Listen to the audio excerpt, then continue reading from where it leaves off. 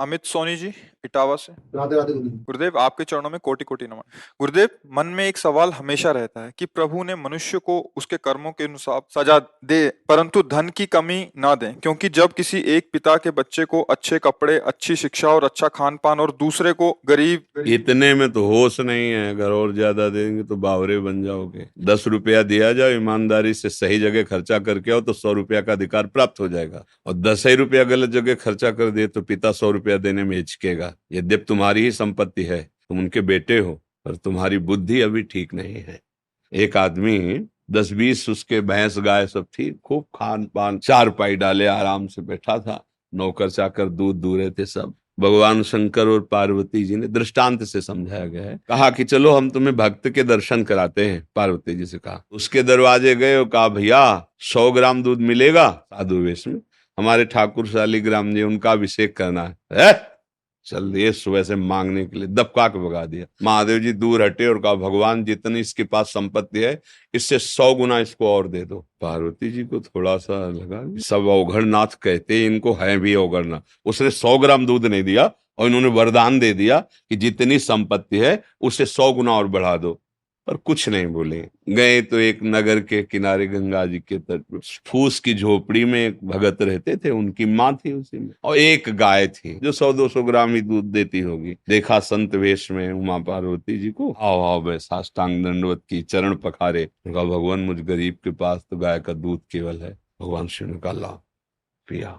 कुटिया से बाहर निकले, अच्छा हम जा रहे हैं। उनका भगवान कृपा करके आते रहना। भगवान कृपा करो, इसकी मैया और गैया दोनों का अपहरण कर लो, इसकी गैया और मैया दोनों को हटा दो। पार्वती जी जब आगे गई तो बोली देखो हम वहां तक तो बर्दाश्त हो गया, जिसने सादर तुम्हें प्रणाम किया, बातचीत करने के लिए मैया थी, जीवन यापन के लिए गैया थी, उसने तुम्हें दूध पिला, तुम कहो उसको भी मार दिया। और जिसने एक बूंद दूध नहीं दिया, कहा 100 गुना संपत्ति और हो जाए। तो हमारी बातें ही समझ में नहीं आई कि आपका स्वभाव क्या है। बोले तुम समझ नहीं पा रहे हो, वो इतनी संपत्ति में मुझ महादेव को साधु रूप में अपमानित कर रहा है। जब 100 गुना और बढ़ेगी ना तो उसका प्रमाद इतना बढ़ेगा कि घोर नरक जाएगा।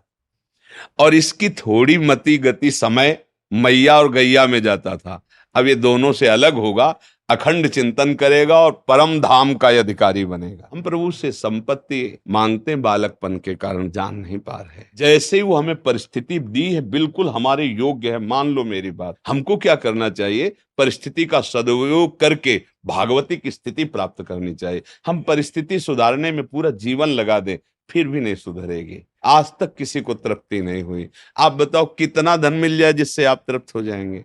किसी से भी पूछा जाए, समझ रहे हो? आप अगर अंक में रखोगे भगवान दे देंगे, अगर फिर आपसे यही हम प्रश्न करेंगे ना तो उससे कई गुना बड़ा अंक की अभाव की अनुभूति आपके दिमाग में होगी। भारत में ऐसे भी धनी हैं जिनके कई करोड़ रोज आए हुए हैं, क्या उनसे पूछो तसल्ली है तुम्हें?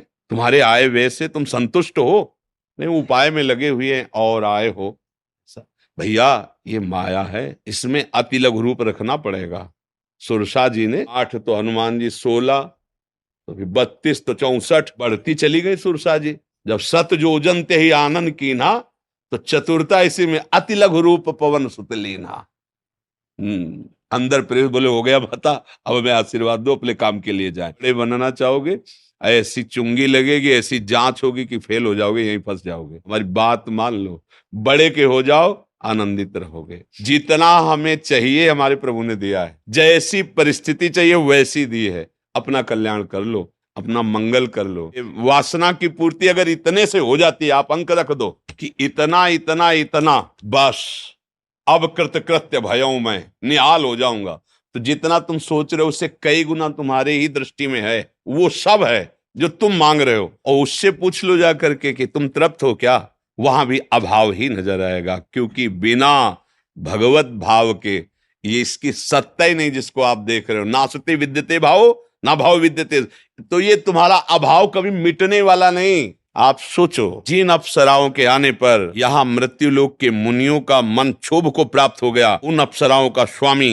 काम से प्रेरित होकर एक महापुरुष की पत्नी के साथ अपराध कर रहा है, जो गौतम ऋषि और अहिल्या। वहां की एक अप्सरा आ जाए तो बड़े बड़े मुनियों के मन में क्षोभ पैदा कर दे ऐसी, और वो सब उसके अधीन है देवराज इंद्र के, और वो इतना अभाव ग्रसित है कि वो स्वर्ग की इस वैभव को छोड़कर एक महात्मा के आश्रम में जाता है और उनकी पत्नी के साथ गलत आचरण करता है। अहिल्या चरित्र में आप पढ़ के, अभाव देवराज इंद्र का भी नहीं पूर्ण हुआ है जो त्रिभुवन पति है। भैया ये भ्रम है कि अगर इतना कुछ, एक अपनी मान्यताएं हैं, एक लड़का हो जाए, एक लड़की हो जाए, एक ऐसी नौकरी हो जाए, इतना रुपया हो जाए, एक मकान हो जाए, एक गाड़ी हो जाए, बस हम निहाल हो जाएंगे। और जो तुम सोच रहे हो इससे कई गुना किसी के पास है, लेकिन वो परेशान है, उससे कई गुना बढ़कर है, वो भी परेशान है। मतलब समझो, धन प्राप्ति से आपके अभाव की दूरी नहीं होगी, भगवत प्राप्ति से आपके अभाव की पूर्ति है।